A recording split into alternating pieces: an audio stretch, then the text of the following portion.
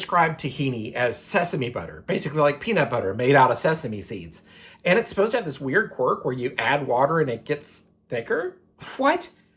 Anyway, today we're going to run a few kitchen experiments and try to figure out what tahini actually does and see if that weird quirk is what makes it useful in real cooking.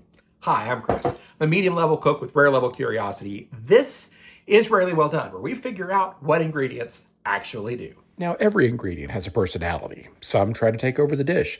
Others make everything around them better. Let's find out which one tahini is. That might be a mistake.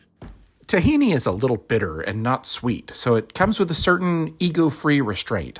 Peanut bitter, if you will. Yeah, I can see why people talk about it resembling peanut butter. It's got that thickness, but it is a more grounded flavor, more sesame seed, more like a roasted sesame seed flavor going on there. It's a lot mellower, earthier, kind of reminds me of cashews. This could be fun. Looking forward to these experiments. Sometimes these experiments don't cooperate. Next, I was actually hoping to demonstrate, side by side, the famous moment where tahini seizes up and grabs your spoon like a tasty glob of concrete. Instead, it just kept getting creamier. It turns out the way that you add the water matters. If you do it gradually while stirring, you can skip right past the clumpy stage and go straight to a smooth sauce. I tried again on the second bowl and still didn't get that right. It'd be like that sometimes. The third time, I dug into the jar for a thicker spoonful of tahini. Now, with just a little water, the sesame particles clump together faster than they can spread out. How is this still so thick? Then I gave the spoon a little turn and... There it is. And I was so excited, I forgot to get a good straight-on shot of it. Anyway, next time you're at a party, feel free to pull out a jar of tahini and impress your friends. Tahini plus water actually gets thicker before it gets smooth. Then you have a versatile, creamy platform that becomes whatever sauce you need. The tahini stays the same. The personality comes from anything you add to it. It's saying, I'll take care of the creamy, fatty part. You decide everything else. But just how versatile can it be? Tahini is most known for its Mediterranean influence, so I'll go super basic here and make a lemon tahini sauce. Tahini, lemon juice, water, salt. That's it. High-end stuff right here. It shows us that tahini doesn't seem particularly interested in telling you what it wants to be. It mostly wants to know what you had in mind. It's a blank canvas. It can be turned into a buffalo wing sauce, a Japanese ginger miso, or a Mexican chipotle lime dip. Then I got so excited I forgot to show my reaction to trying it. Well, take voiceover Chris's word for it. It was pretty good. For comparison, peanut butter walks into a room with a resume. Tahini asks, where do you need help? So, who needs help? Enter cauliflower. A little oil and salt and straight into the googly-eyed air fryer. Now, normally when I make broccoli or cauliflower, I like to make a cheese sauce, but that involves melting some butter, adding flour, making a roux, then cheese. Now, tahini straight from the jar brings creaminess and a rounded flavor with its usual ego-free restraint. Exactly what roasted cauliflower is missing. So here's my cauliflower fresh out. Taste it. Good. This is where tahini's personality starts to matter. A stronger ingredient would ask you to notice it. Tahini asks you to notice the cauliflower.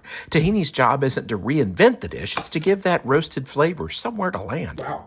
That went from just obviously a side item to something just fuller and richer and kind of more complete. That is surprisingly good. Wow. On the flavor control panel, tahini mostly contributes fat. But its real superpower is texture, body, creaminess, and stable emulsions. Tahini looks at roasted cauliflower and says, I got you, fam. But those emulsions solve another problem, too. For this one, we're going to do some cabbage and try a vinaigrette. One dish, we're going oil and vinegar. The other, tahini, which takes an extra spoon and apparently a little patience before adding the vinegar and oil. Then we'll bring it all together and give it a taste. All right, look at these guys. Notice that basic vinaigrette ends up at the bottom of the dish, but that little bit of tahini in the second bowl creates a textural coherence and gives it almost a Caesar salad mouthfeel. Let me try the regular one real quick. Considering I'm eating raw cabbage. Not bad. And now we'll try the tahini version. All of the things I liked about that one, plus it's got that mouthfeel, and it just coats the vegetables so much better. This is the way to go. This is really good.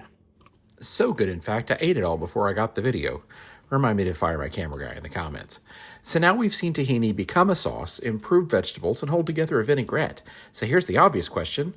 Why not just use peanut butter? Satay is a Southeast Asian dish of grilled meat that's commonly served with a rich peanut sauce. We'll start with soy sauce, mirin, which got its own delicious episode before, check that out sometime, and lime. If you've had chicken satay, you've probably had peanut butter doing most of the talking. Satay sauce is a peanut batter, if you will.